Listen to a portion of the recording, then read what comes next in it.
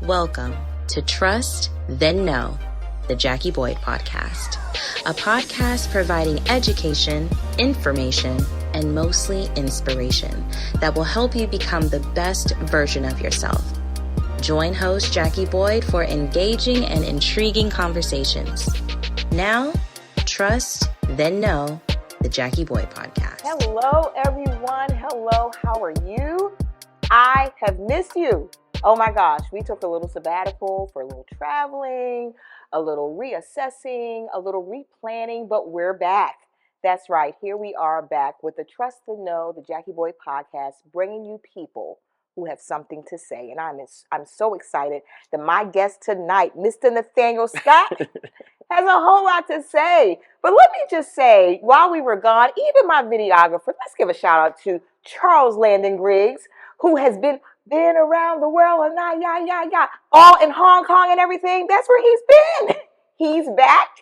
And we are just so excited to be back. So this is the Jackie Boyd Podcast. So we're on every second and fourth Tuesday on all your major podcast platforms: Apple Podcasts, Spotify, YouTube, and Amazon Music. And I'm so excited tonight. We are at episode 10. This is episode 10 of the Jackie Boyd Podcast. Trust and Know, the Jackie Boyd Podcast. We want to bring you information that is relevant, that can help you become the best version of yourself.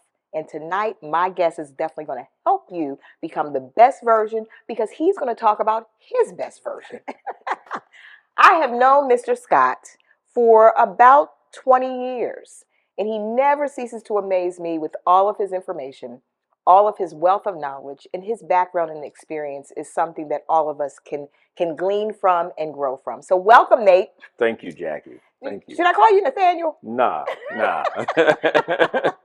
He is just a regular man who has done some amazing things. And the reason why I wanted him on the show is because I want you all to know that you don't have to be extraordinary to do extraordinary things. You can just be just yourself, but you can do amazing things. And anytime you inspire and intrigue and just help other people to be better, that's amazing within itself. Absolutely. And Nate, you have always done that. Oh, thank you. So listen, tonight we're just going to dive in. And our topic is really like the retirement danger and how to avoid it. But listen, we have so much to talk about. And anybody out there who's a baby boomer or pre-baby boomer, this conversation is going to be for you. But quite honestly, it's going to be for anybody because we're not going to just talk about retirement and how to get there or what you need to do to make sure that you're secure. But we're going to just talk about life being rich. Yeah. Right? Because that's his book, Life is Rich. He is an author. He has taught. He is a graduate of West Point, a graduate of George Washington, okay, MBA from George Washington, and a financial planning professional. He has done so many amazing things. Survived Desert Storm. Yeah. At 19 years old, he had an epiphany, and he told God that if he got him out of Desert Storm at that time in his life, he would never waste a day of his life. And he kept that promise. And so here he is with us today. Absolutely. Thank you. Thank you for having me. This is truly a pleasure. You're talking about coming full circle. Yeah. 20 years, can you believe that? That's crazy. That's crazy. That just goes to show that time flies. That's right. It really flies. You know, people think they have all this time, but really time just keeps going. And that's exactly why it's so significant about the experience that I had at 19 when I said, Lord, if you allow me to make it back, I'll never waste a day of my life. Mm-hmm. You know, the reality is that we all have the same 1,440 minutes per day. Mm-hmm. And when you subtract out the time for working, for sleeping, for commuting, and the time it takes you to do what you have to do each and every day of your life, most people are left with just 1 to 2 hours remaining to do what they really want to do. Right. But then the question is, do they have the money to do it? Gotcha. And so, Jackie, that's why since that point in time, walking that perimeter during Operation Desert Storm, when I said time is not to be taken for granted. Got it. Yeah. Forever changed my life. That's right. All right. So I'm going to just walk through a bit. So you were a big basketball guy when you were in high school, right? Yeah. Okay. Yeah. My desire was to play college basketball. Okay. You know, I grew up in a small town outside of Savannah, Georgia, and on a dirt basketball court in my grandparents' yard. And Sunday mornings before church, I would be up on the basketball court until my grandfather would yell from the porch, "Speedy, Speedy? Speedy, Okay. come on in here and get ready for church." Okay. Yeah, Where and did Speedy come from? I have no idea. Okay. You know, Okay. nicknames. Right. I'm from the South. I'm from the South, Okay. and that was just one of the nicknames. Okay. But yeah, I threw myself into athletics because I was smart and I didn't want to be left out. Mm.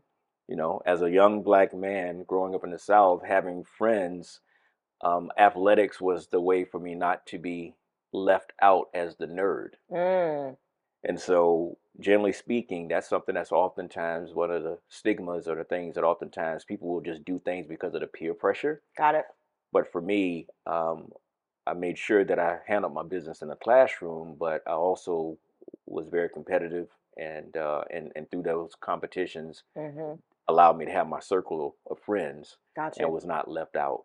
And Mm-hmm. so when my basketball scholarship fell through coming out of high school, Mm. I turned down my academic scholarships and enlisted in the Army Okay. because I was locked in for that particular goal. And as soon as I got to my unit, I immediately enrolled in college courses, Mm-hmm. continued to play sports. Mm-hmm. And as a result of that, one of my professors, her husband was a West Pointer. She knew my company commander. Okay. And then they approached me, unbeknownst to me. They had been talking about me Mm. because of how I distinguished myself in the unit, being proactive and just doing things beyond just being a soldier. Got it. Got it. And yeah, and that's what inevitably opened up some other opportunities for me. So you had not heard of West Point, had no desire. That was not the path that you thought you would be on, No, and it just kind of came to you by standing out. What made you stand out to the person who was talking about you to others? great question. And I oftentimes will speak to people about things that even in today's time Mm-hmm. that will allow you to really identify certain traits and characteristics in people. Okay. For example, working out, Mm. reading a book. See, it's those things that are being done that are outside of the dictation of an occupation or academia. It's the things that one does with their time outside of those times in which they're being told what to do. I got The you. 9 to 5, for example, oftentimes leads to a person then just going home and then staying home until the next morning to get back up and go do that same grind. Got you. But when you see someone that makes time to work out, when you see someone that makes time to go to events, when you see someone that takes time to read, all of these things separate people out for the people that recognize and understand Right. at their levels. Right. And they're seeing something a little different. Yeah, Gotcha. yeah. Okay. Because it's the time. It's Right. really about what are you choosing to do with your time. With your time. Yeah, And time is a non-renewable resource. that's exactly right. You don't get it back. Yeah. We just talked about 20 years. Wow. Time flies. Right. We don't get that back. Yeah, about it being intentional and Mm-hmm. intentionality, and oftentimes people that are conscious of their time oftentimes are ridiculed by those which are the majority, who don't pay attention to their time. Mm-hmm. Got you.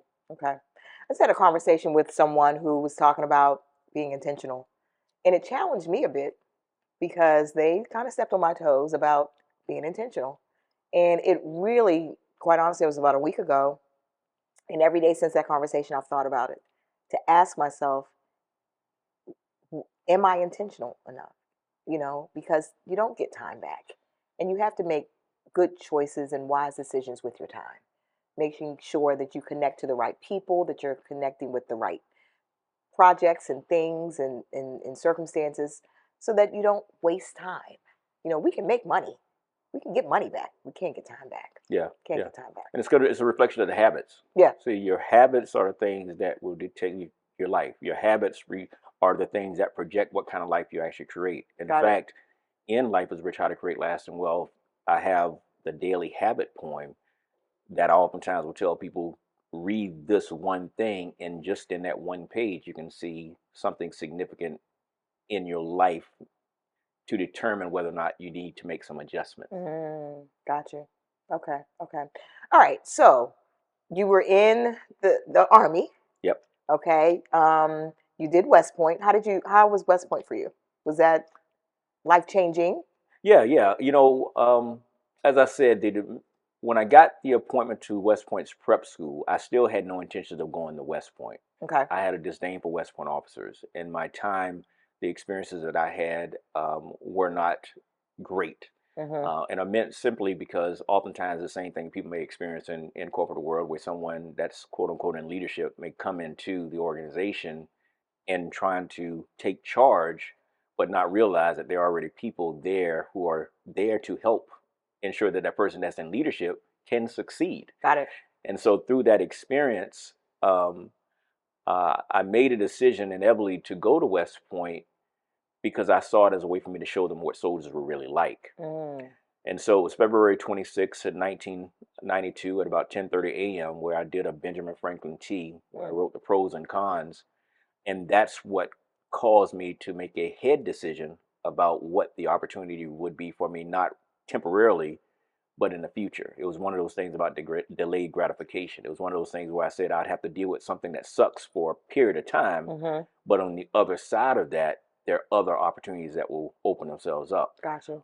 Also, in that same time frame and making that decision, you know, I had picked up the book and read the autobiography of Malcolm X prior to getting that opportunity to go to West Point, and that also shaped my ideology. So once again, I was very intentional in how I conducted myself through and through, how I stood in my own strength. And those are the characteristics that inevitably led me to making decisions that were bigger than myself.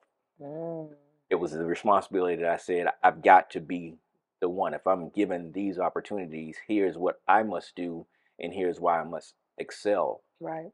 And so at West Point, I graduated with degrees in engineering and sociology. I was a 3rd Regimental Commander. There's a brigade of 4,000 cadets, 1,000 per regiment. So I was a class of 1996 3rd Regimental Commander.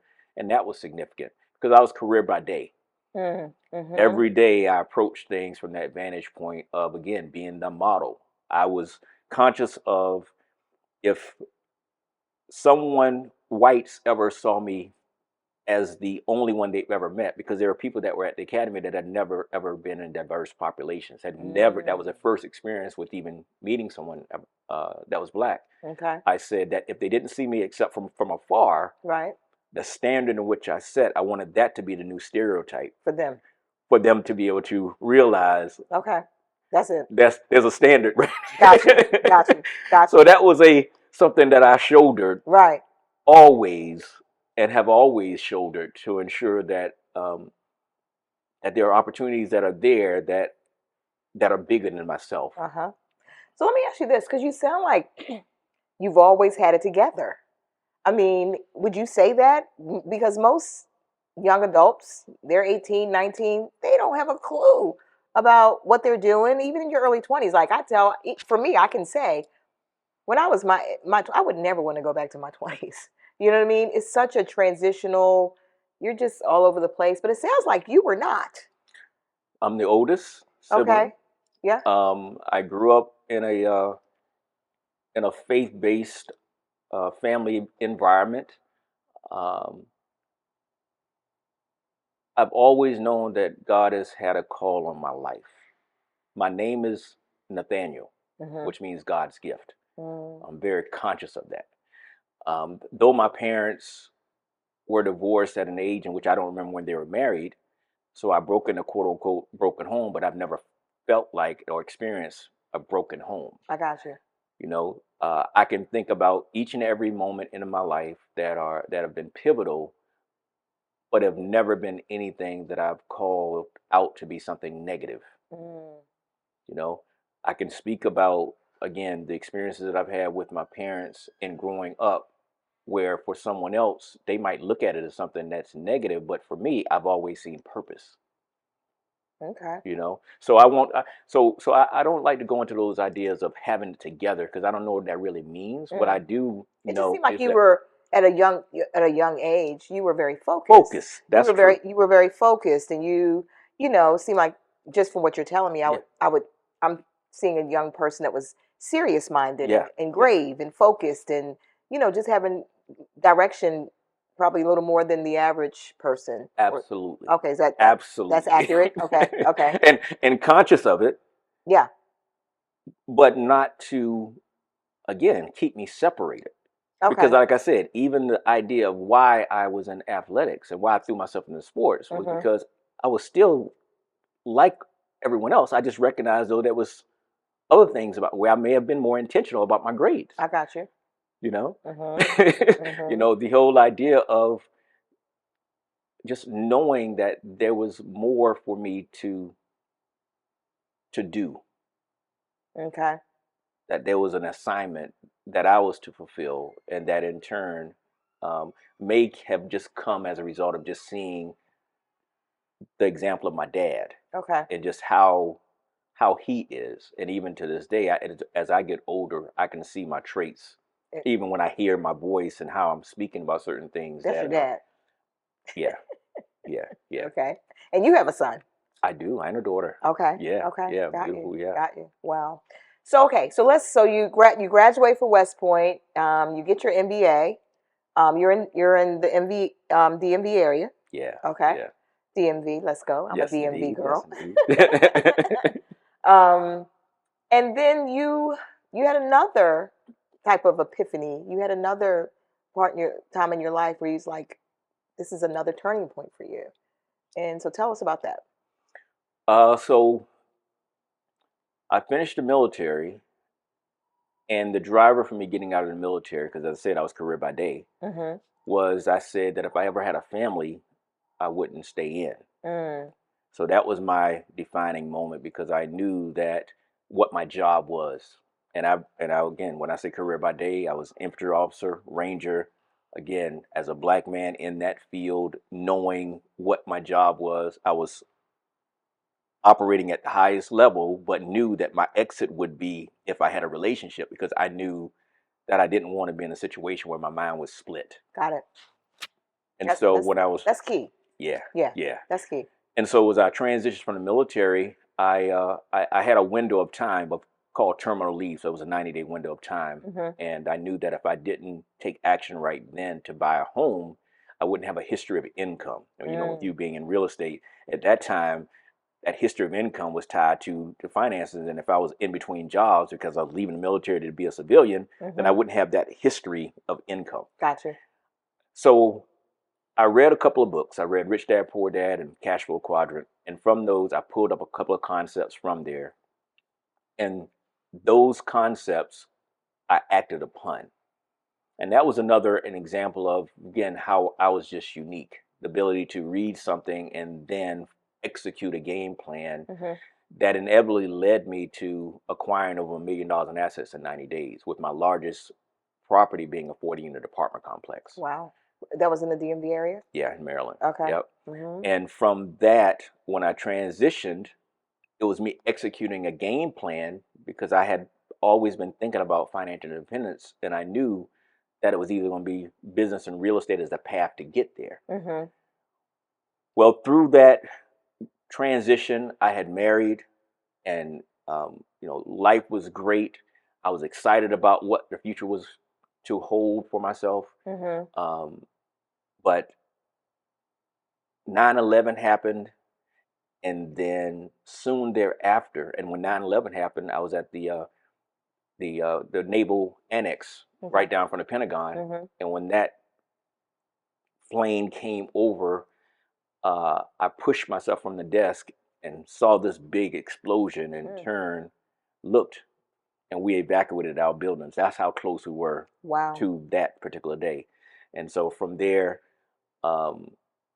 experienced that one experience, but then soon thereafter, my relationship came to an end when the person I was married to said they were miserable and need to find themselves. And Jackie, in that moment right there was pivotal for me, because in that moment I was heartbroken, but in that same season I threw myself into my business and I had my greatest success. And so I went through that in that turmoil, wanting that relationship to be, but inevitably in the DMV area, had to have a 6-month period of time of separation. And so when that time ended, I ended up filing for divorce, because I said, I love this person enough to let them go. And consequently, that was a very defining period for me in my life, because what it is taught me I knew how to love. And all of that ended up coming through and always has been a anchor for me also in my relationships with people, because no matter what type of relationship, there are some things that are still consistent. Yes. You know. Okay. But then a year later after that divorce, I was in Ebony magazine as one of the most eligible bachelors. For the DMV area? Ebony magazine. Oh, Ebony magazine. All over. Yeah. Okay. Yeah. Okay. So So yeah, so there was a bounce you were back. feeling yourself a little bit. Yeah, You were feeling yourself a yeah, little bit. yeah, Okay. Okay. yeah. Okay. Yeah, that's why I love DMV. Chocolate City was good. Okay. So listen, I'm hearing so many things, and we're going to get to the topic of retirement and that sort of thing. Yeah. But just I'm hearing you have so many experiences that other men, relationship, husband and wives, military retirees, people in the military currently, they can listen to you and get so much direction because you've had so many experiences. That's right. So how do you, Nate, today? So you found yourself in Florida, right? Pivotal moment. My driver was always, I wanted to be the dad that was around. Mm-hmm. And so when I had my daughter, Nadia, that's when I said I would commit to sowing into the lives of women, such if anything happened to me unexpectedly, she'd have role models that I want her to follow. Mm. Her birth caused me to run my numbers. And that's when I realized that I had achieved freedom, as defined by me having the cash flow that was coming in that was greater than my lifestyle, which is what enabled me to walk away from a phenomenal job as a senior systems analyst for the Missile Defense Agency and come to Jacksonville sight unseen to get near Savannah, which is where family's at, and to get near the water. I'm an introvert naturally. Okay. And so my happy place is near the water. Beach. Okay. Yeah. Okay. Got you. Got it. So Jacksonville's been good for you. Yeah. Yeah. It has been. It's something about beginning with the end in mind and being clear about what's most important. Mm-hmm.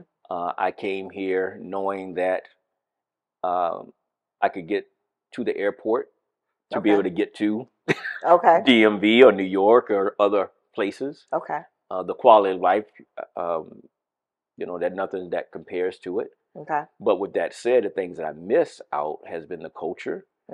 My experience coming here, I came in here and went into the business of financial services. I accepted a position with UBS and I worked at the Modus building. And I did so because I was getting cold called by people and they didn't know my background. They didn't know I was a West Pointer with an MBA from George Washington, a finance training from Georgetown, and that I was actually looking for an advisor.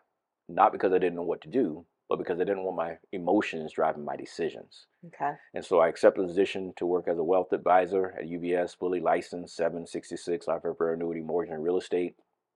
But within a week of being in Jacksonville, I realized that my background and experiences didn't matter because it wasn't a job of actually making people money. It was a sales job. I just had to have enough people saying I was a great guy. And that blew my mind. But I rolled up my sleeves, threw myself into the community, founding board president of a nonprofit, served on the Mayor's Human Rights Commission, active in the Chamber of Commerce, leadership Jacksonville alumni, class of 07. Did all these things, was always being asked to lead, but Jackie, the money wasn't following. So then that caused me to wonder if it was just me or if it was the market. And so I put my name in the hat for the White House Fellows Program. There were 5,000 applicants nationwide, 32 finalists, 15 selected. I was one of the 32 finalists. And as a result of that experience, I said, okay, it's not me. It's truly the market. Now I've got to decide, do I stay here or do I leave to pursue opportunities that were commensurate with my background and what I was really looking for? And so I made a decision to stay here because I was here on my own financial terms. And I just stopped coming across the bridge, meaning I was at the beach and I just stopped doing all the networking and all the things in which I was doing. And that's why I said what's interesting, the season of life I'm in now, because both of my kids are now graduate from high school or in college. Now, as I said, I'm back out now, getting reacclimated to see what the temperature is. I got you. Okay. All right. So I've seen you around a couple places here lately. You were at Think Bowl. You were at the FCAR installation. Expo. You were at the Housing Expo not too long ago. So you are definitely getting back out there and getting connected back to the community. And that's super important. You know what I mean? To stay connected. And I saw you at the expo last year, at the Housing Expo last year. That's how you were kind of back. So how do you transition all your experiences? Because at the end of the day, Nate, it's not what we have, it's not where we live, it's not what we drive, it's not what we look like, because all those things change. But at the end of the day, it's how we impact lives.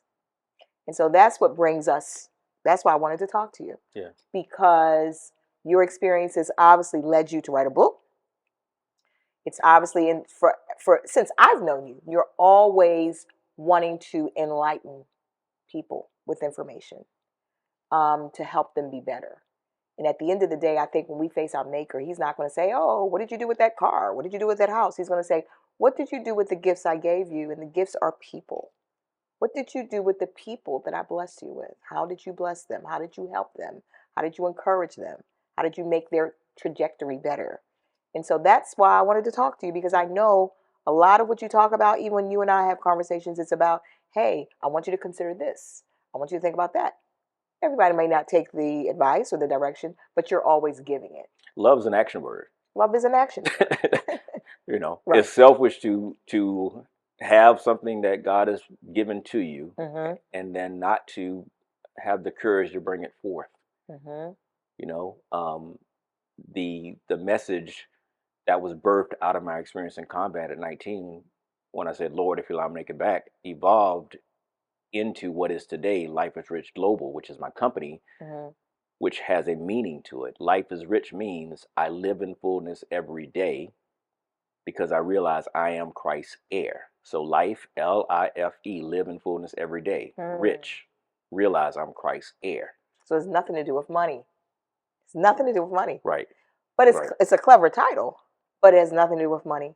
Well, with the money comes up because I'm speaking of spiritual, mental, emotional, relational, physical, financial in that order from a foundational level. I oftentimes will do an exercise where I ask people to build out and optimize your structure, your house, and tell me what your order you would put things in. Okay. And people give me the different components. Well, the optimal is spiritual, foundational, then mental, how to think versus what to think, then emotional, then relational, then physical, then financial. And so life is rich is foundationally built on Matthew 6:33, which says, seek ye first the kingdom of God and all of his righteousness. All these things thereafter shall be added unto you. Right. But as a believer, which I'm not beating people over the head with the Bible, but I have to share that as my foundation. Right. It's simply me saying, if you do believe this, then you're an heir. And as an heir, that means your father has it all. And if your father has it all, then you've got to know it's already set aside for you. So your responsibility is now to grow your capacity, because no good father is going to release the keys to the car if you can't drive. And so that's the message. And it begins with oneself. That's why chapter 1 of my book is Leadership is the Answer. When you spoke about all those things about how you're doing for others, I'm like, well, first, what example are you setting? Are you optimizing who you are?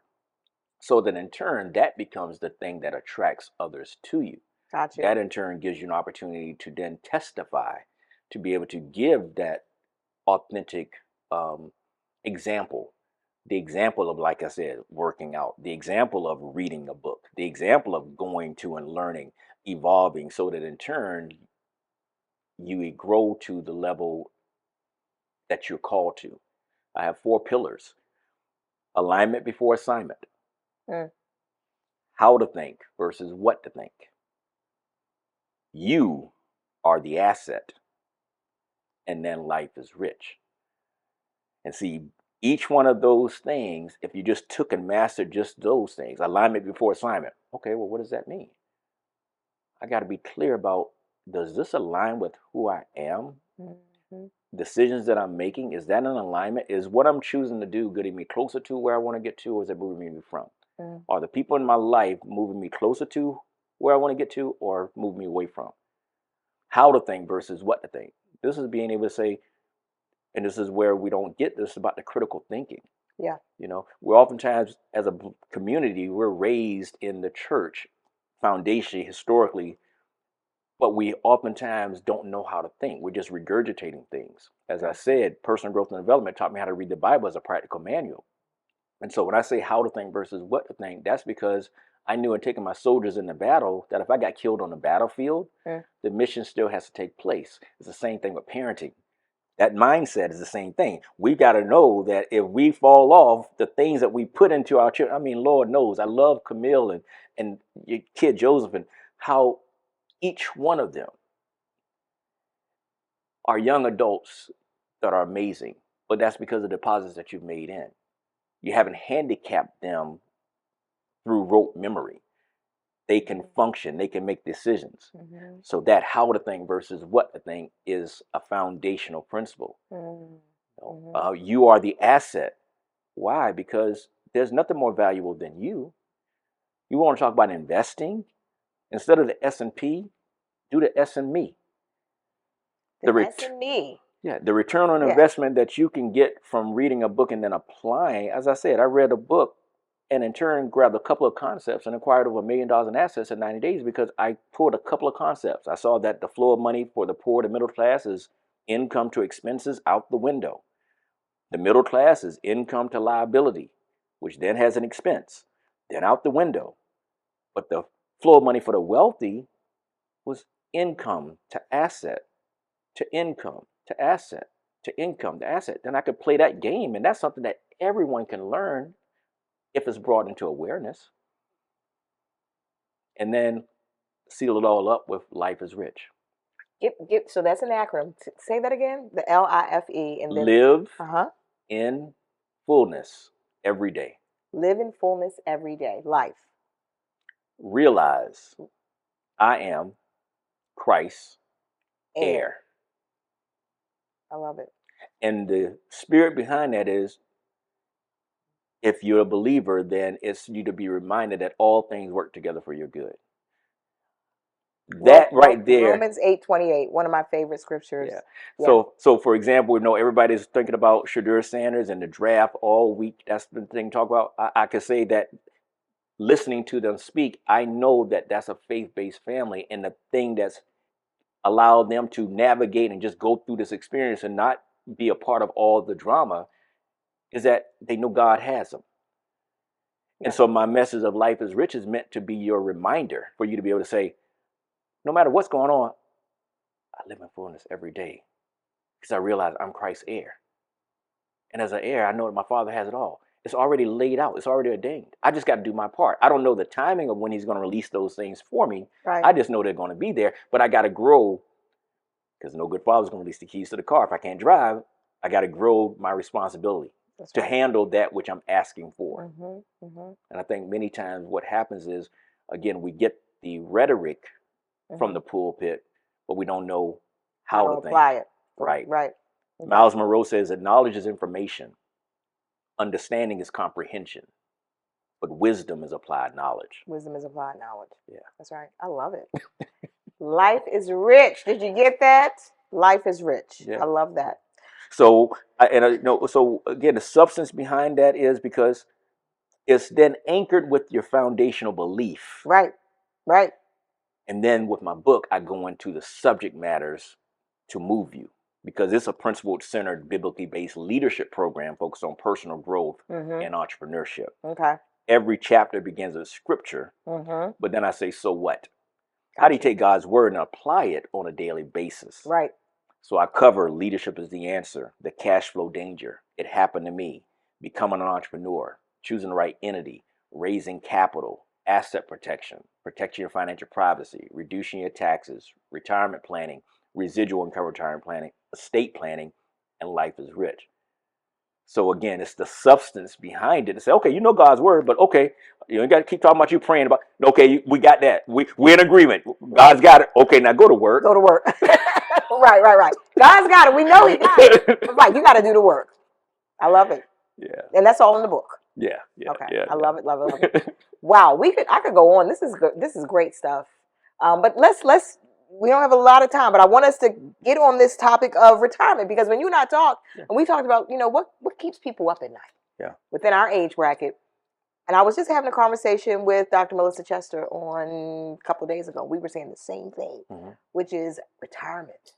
You know what I mean? You live, and we talked about earlier how time flies. You get to a certain age, and you're like, okay, am I ready? And we both were like, we ain't ready. Right. So just touch on that a little bit, Nate. Yeah. The reality is that 77 million baby boomers are retiring and facing a cash flow danger. 66 out of 100 people age 65 earn less than $30,000 of retirement. 47% of people say if they had a $400 emergency, they'd have to sell something or borrow money to address it. And 68% of people are living paycheck to paycheck. So I wrote Life is Rich, How to Create Lasting Wealth to teach how to think versus what to think. Well, the first step in that is awareness. You see, my first business was as a personal trainer. When people come in, they would have a goal. Well, then I'd do an assessment and then lay out a plan and then hold them accountable to the execution of the plan. I then did my MBA and started teaching people how to apply the habits of physical fitness to business. And then I did financial planning at Georgetown and started teaching how to apply the habits of physical fitness to personal finance. So the question that I asked, because of those statistics I just now mentioned about bringing people into awareness, because people are quietly suffering, nobody's having the conversation. Right. So you said you guys were talking about, I don't really, that's for the majority of people. And the numbers prove that. Yeah. So what I ask is, how do you want to look? How do you want to feel? And how do you want to live the last 10 years of your life? The reason I go with that is because we want to begin with the end in mind. And though we don't know when our life is going to end, we can go with life expectancy of women as 81 and life expectancy of men being 76. So we can then take off 10 years and go to 71 and 66 from a planning standpoint. We all have an age today. And then we go with that number in the future. Well, now we've got something to work with. Gotcha. And now what you can do is now you can decide, well, now what do you need to do in order to get to your goal? Well, the first thing is we've got to identify how much per month do you want to have in order to fund FUND the way you want to look, the way you want to feel, and the way you want to live. Now, with that number, let's just say it's $5,000 a month, $10,000 a month, which are the most common things that people tell me. I said, okay, with that $5,000 a month, you need 1.2 million. Well, now with 1.2 million, you can look at where you're at today and determine if you have that or not. And then you can look at what the numbers of years you have to work with to be able to now do the math by simply dividing into it to then see how much per year you got to start putting away and now how much per month. I walk people through that to then tell them, now go to your trusted advisor, your financial advisor, your whoever it is now that you've been doing things with to help you to get to your retirement numbers. Right. And see whether or not what I just taught you on the back of an envelope with a simple pen and paper matches up with what they're telling you. Because I knew as a result of me being a wealth advisor that me trying to talk to people about the things I was offering within the broker dealer would not get people to where they wanted because they didn't have enough money to do it. Got it. But yet they were still putting away for money for the long term. So there was no surprise to me about why people were running into the financial danger. And so that's what caused me to then say, here's what we got to do. We got to first make people aware, then do the assessment, and then let me push them back out to those people that they trust. And when the people that they trust can't give them a plan to help them to fund FUND, then I say, come back to me so that I can then walk you through a game plan by providing coaching, curriculum, which is my book, and then community, which is then me giving you a game plan, because entrepreneurship must be the foundation of any wealth building plan. Because Jackie, when I went through my Valley experience, it was me being the CFO of an Inc. 500 fast growing company 2 years in a row. And then 90 days after that second time, we shut our doors. Inc. 500 fastest growing company, and then 90 days later, we shut our doors. And then along that same time, though I was still good because of what I did financially to allow me to be here, well, then people in my 40-unit apartment complex started losing their jobs. So now that cash flow that I had started to be impeded because of other people and their circumstances. Well, 1 year I was okay. Year 2 I was good. But by year 3, I then had to make some hard decisions. Yeah. And I found myself going from 5 million down to 0. I went from a 6,000 square foot home to a 10 by 12 room with no running water. Wow. It was in that experience that I realized that it wasn't about my net worth. It was about my cash flow. But it was in that also that caused me to realize that I was in a unique position because I was never defined by my stuff. Right. And I was able to then take that experience, document it, and then execute a game plan, which I talk about in my book, that then allows me then to come from a position of authority and relatability to say, now let me show you how life will hit you, be it divorce, which I've been through, job loss, which I've been through, market crash, which I've been through. The thing I haven't had in the life disruption space has been illness. And so through that experience, I'm able to now walk people through something hand in hand and say, let's focus on what's most critical and understanding that's cash flow, because entrepreneurship must be the foundation of any wealth building plan, and you're not getting that from the wealth advisor. And then there's only 2 ways to increase your income, your cash flow, either increase your income or decrease your expenses.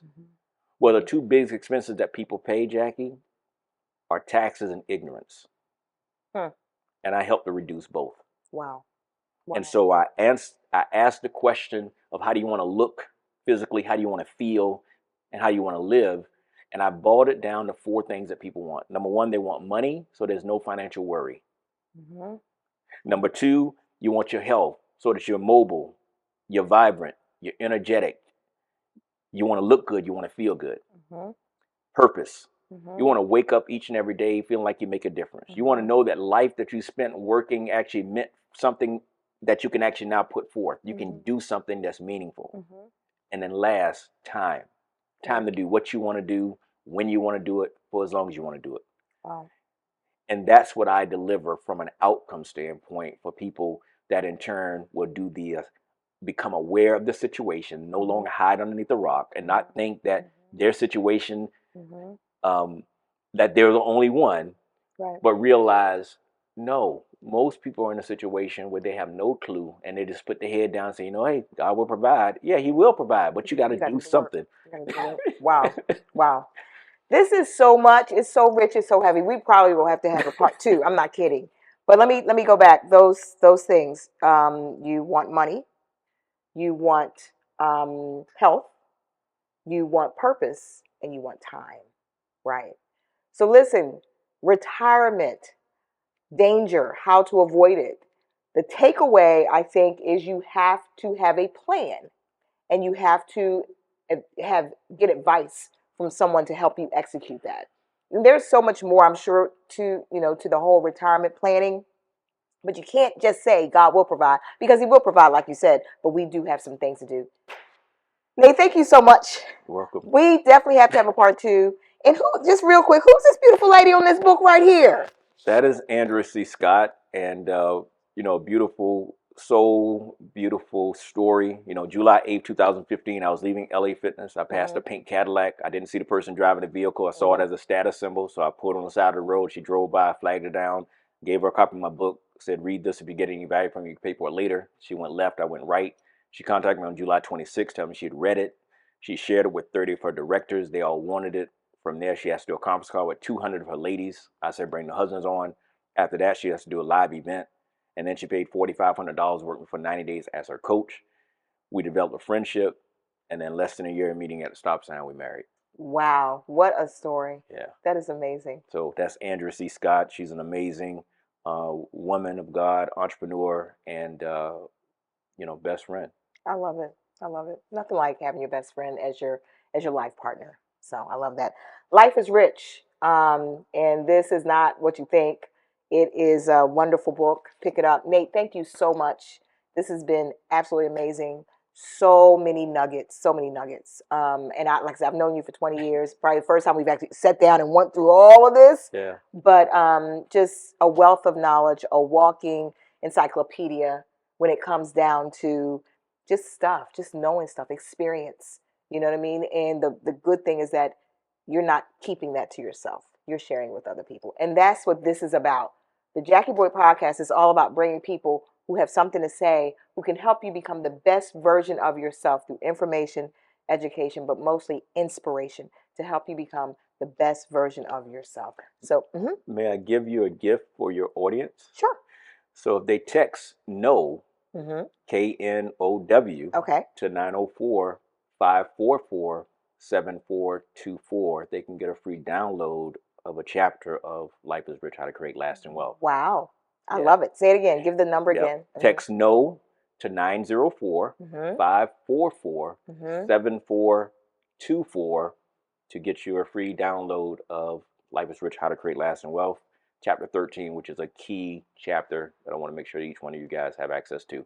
And if you want the book, please skip Amazon. Go directly to the website, lifeisrichglobal.com. Okay. I love it. Absolutely. Thank you so much. Thank you, my dear. Listen, I hope you enjoyed this. This was amazing. Thank you so much, Nathaniel Scott. Again, we're always bringing you something to say, people who have something to say and helping you to become the best version of yourself.